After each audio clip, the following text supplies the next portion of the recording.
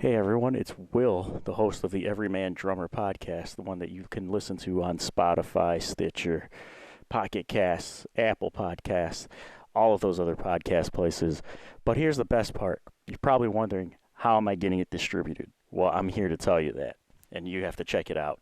Anchor.fm, or even downloading the Anchor app on Android and Apple iOS systems right there. It's so easy that anybody can use it to start their own podcast. Hell, even me, a drummer, can use it to start their own podcast. And the best thing, check this out, the best thing about using this app, you guessed it, it's free.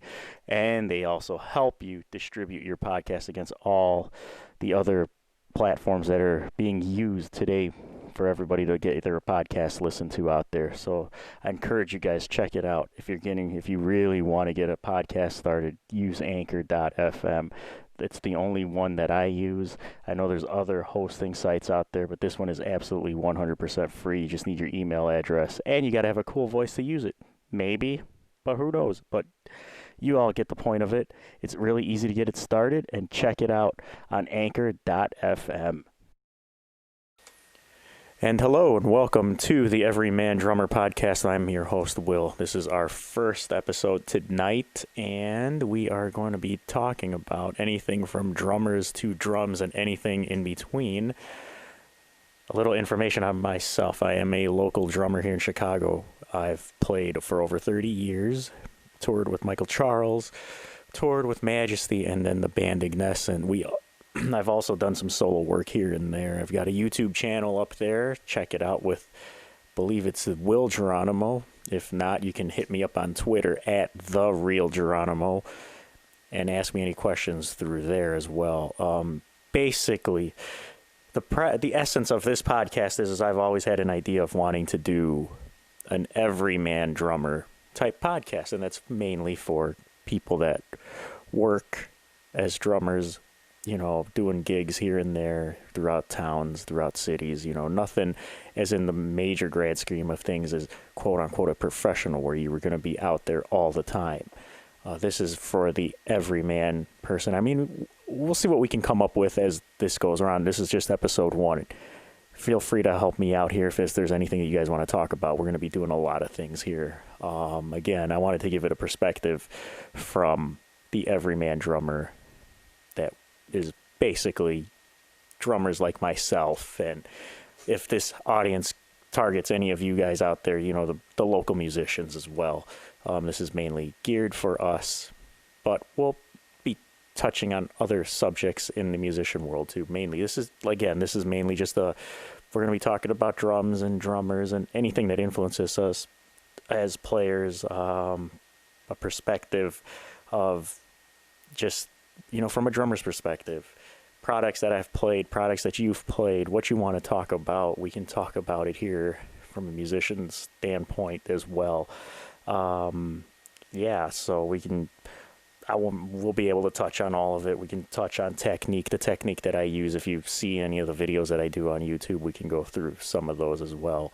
We'll talk about my influences. We'll talk about your influences and any drummers that just, you know, have struck us within the last 20 years or so in this, you know, as we head into 2020. It's not been a very good start, but we'll push on through it, and we're not here to talk about all that other stuff going around anyway. So what we can do is we can just go and we can just keep it simple. Again, I'm doing this because it was an idea that I had. I love the drums and what the drums do, and us as drummers, we do have, you know, we have that ability to just sit behind our drum kits and just play for hours, play for 30 minutes, you know, even if it's not at the drum set, we can play just on a snare or on a tiny little practice pad, working on rudiments here and, you know, just building up our chops, because the drumming in general, it's such an expressive way to get ideas out. I think they are. I know for me, when, you know, you get locked down and you get lost in what's going on around you, a good escape is just to get behind your kit, whether it's a traditional 4-piece or your Mike Portnoy setup with 2 kick drums, 3 rack toms, couple of floor toms and a million cymbals, whatever. You just get back there and let the creative juices flow. That's what it really comes down to when you're playing the drums. At least for me, it's an escape. It's a way to get creative ideas out. And if you do have equipment to record, set up some microphones and just listen and just play, record yourself practicing whatever, practicing a rudiment here, practicing if you've ever played a jazz swing patterns, you can do that. Sometimes it's just, sometimes you get these fantastic ideas just recording whatever you're practicing at that moment, and something will come out, and it might be the next greatest thing. It may not, who knows, but that's what drumming does for me. More on a professional side, when I go into the studio and I'm recording with artists, it's more time that I look at it as it's a way to get all that creative energy, all those creative juices out when I've been sitting at home in my drum room practicing, and then you get out and you actually get to use those out in the studio setting. A perfect example, when I was recording with Michael Charles back in 2003, I would often just sit in the basement of the house and just practice some of these chops, wondering if I was ever going to use them, we would possibly see if that would happen. I go in and record a couple of tracks for Michael Charles, and all the things that I have practiced, I've used them. And they did sometimes, and you'll learn, either you're going to learn it very easily or the hard way, that a lot of those chops that you are practicing, because you've seen some of your favorite drummers do it, it doesn't work all the time. And that's what I learned in a way like that. I've learned you can't do that lick that such and such drummer did. It doesn't fit the music. It's always going to be, let's just play and suit the music. And that's how I perceived it as. Again, with drumming, it's just such a beautiful instrument. Drums, just even sitting there quiet, they're beautiful to look at. It's like an automobile, like a car. The car just sits there and it just looks fantastic sitting by itself. Where in the drums, they just look fantastic sitting there without anybody playing them. And just the silence of them, it is a beautiful thing. Just the way and then when you actually sit behind the kit and start playing in the beautiful tone that resonates from them, you can go over there and you can just hit a snare drum or a 16-inch floor tom, and it just resonates just so nice. But back to the studio and the practice thing, it's one of those things where I would sit around practicing these beautiful chops. I'd go into the studio, and then you'd find there's no room for them. So again, form follows function. You have to play and serve the song. And that's what I've learned through my years of playing, and it's actually helped me more mature as a player. Give you the perfect example as maturing as a player. Not that long ago, I did a couple of one-off gigs with Michael Charles back in October, I believe. And I hadn't played with him in over 15 years since the last time I've recorded and played with him 2003, 2004, and I'm playing with him in 2019. So a lot of the music, it's still the same music that I remember, but arrangements have changed. But I found myself playing these parts with more attention and more care for them than I have ever done before. And it just shows how much you've come from being a player. In 15 years, you've grown as a player. And I'm sure a lot of drummers out there will feel the same way, that your playing style, it evolves. It evolves, and then the way you approach the instrument, it's completely different from how it was before.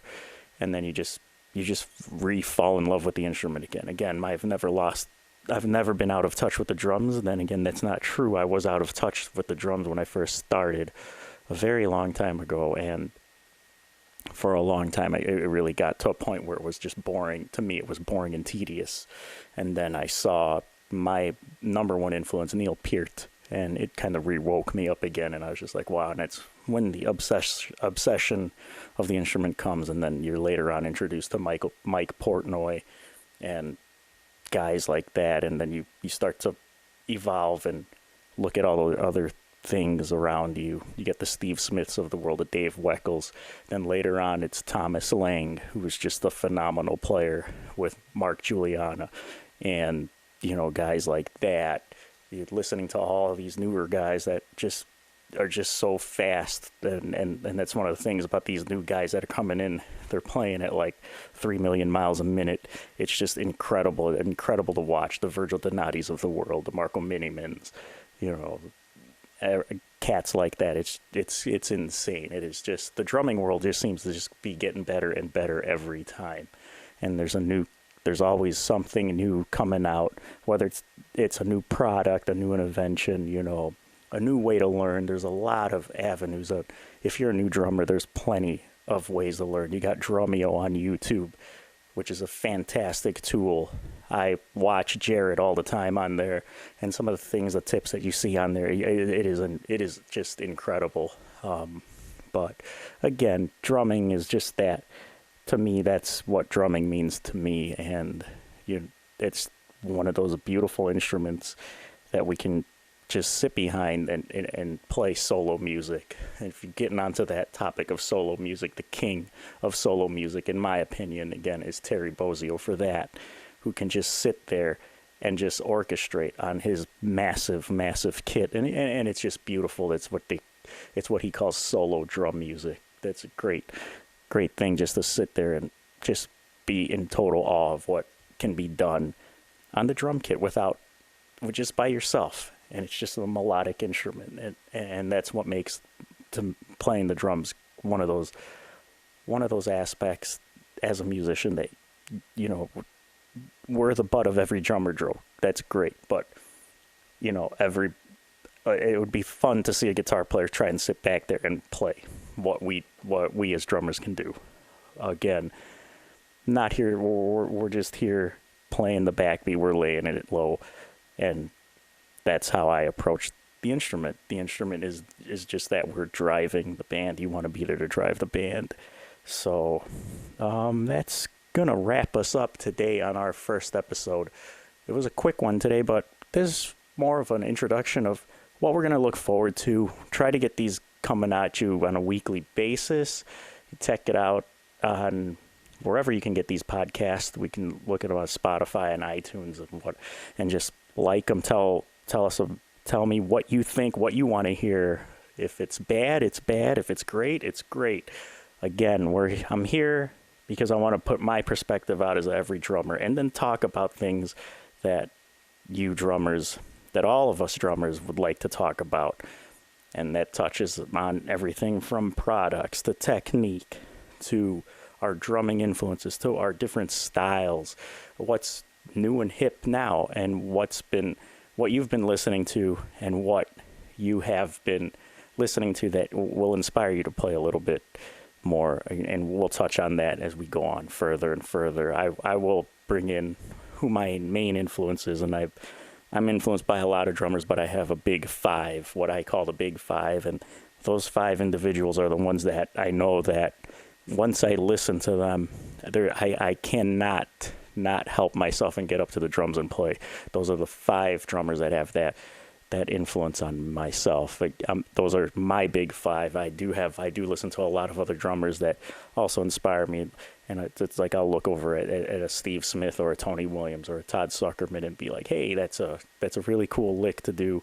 And just listening to other drummers play, even local drummers, will inspire me as well. So it's one of those things with the instrument that we can all share about and all talk about. Yep, and that's what we're gonna end on that note. Hopefully, we'll see you next time. Anything, again, check me out at The Real Will Geronimo on Twitter. Any questions there, ask me any questions there. If you hate the show, you hate the show, thumbs down it. If you like it, thumbs it up, smash that like button or hit the stars, tell everybody about it. This is just the first episode. Let's see how it goes, and we'll go from there. And we'll see you next time.